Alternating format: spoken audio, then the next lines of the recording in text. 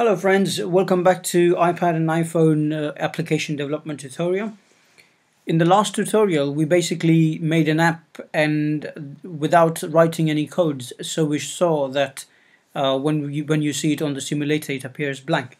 And as I promised, now we're going to make an app with some objects inside the simulator, inside the Xcode, so that when you look at it on the simulator it appears with the objects in it. What we're going to do is we're going to open the Xcode, start with a new project. This time maybe we can select a view-based application, select the device for which we want to build the application, so iPhone by default, and we go to choose. It will come up to save the project as a name. Oops, that's not good, not a problem. It says we have 9 minutes to go for this one. Alright, I'll try and finish that as soon as possible. So when you're saving your project, I would advise you use a suitable name for your project, because that's how the icon on the screen of users would appear. So if you name it as, say for example, Untitled, the icon on when people download it, the app would be called Untitled. So if you want your app to be named differently, you have to use a different name, a more suitable logical name here. In this case we're going to use the YouTube app 2, and we click on save. Now when we click on save, it comes up into the same window that we spoke about in the last lesson. Now what we need to do is we need to go to we need to go to the main window.xib file, double click on it so that it opens the interface builder for us. Now if you see it would load the view window, the view controller, where you can see how it would appear on the screen of the users. What we could do is click on YouTube app view control. Now as you see, there's a small icon here, so you can see the view on a landscape mode or a portrait mode, depending on how you want your app to be visible to people. So we're going to try the portrait mode first. On this view window, as you can see, it is blank like it was in the last app that we made, but on this tutorial we would put some some objects onto the view window. So what we're going to do is let's say we want to use a label. So what I would do is I would select the label, I would put the label on this view window, I'll take it to the top, and if I want to edit, I can just edit the text here. So I would say something like my YouTube friends. Alright, and I can move it to the center, more appropriate. Now when I click on this, you would see that there is a list of attributes available. Now if some of you don't see this window, what you need to do is go to Tools and click on Inspector, and that will bring this window up. So let me close this for now, go to Tools, Inspector, and it brings up the Inspector window where you can change the attributes.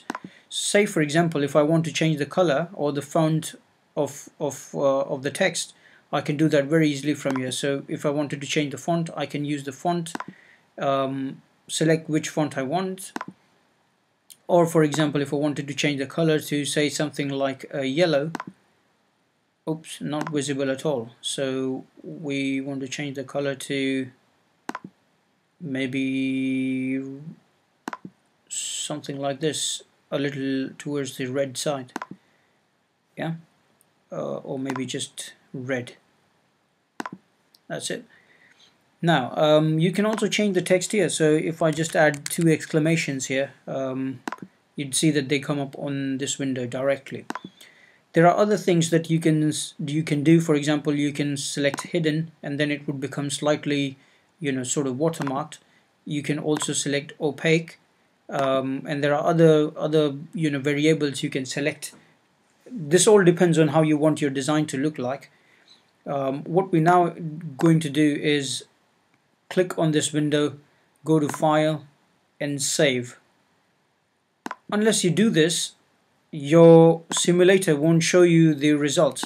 So I'll show you that in some other app, but now I've just clicked on Build and Run. Oops.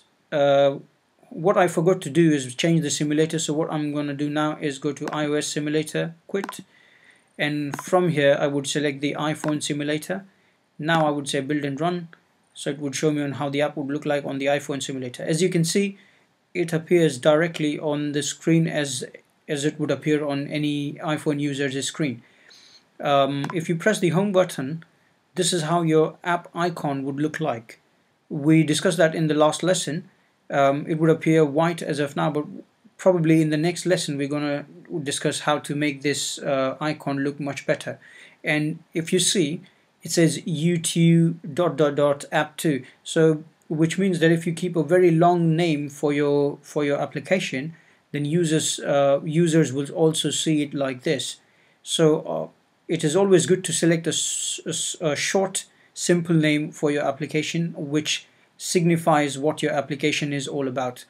Now again, when we click on this, we see YouTube Friends, and you can't really do anything because all we did is just added a label. Alright, I'm going to quit this simulator. So like I said, either you can go to Quit Simulator, or you can just press Command and Q together. Coming back to the view window, if you want to add a slider, for example, just drag the slider here, and the slider will look something like this, yeah. Or let's say let's add a on-off button, yeah.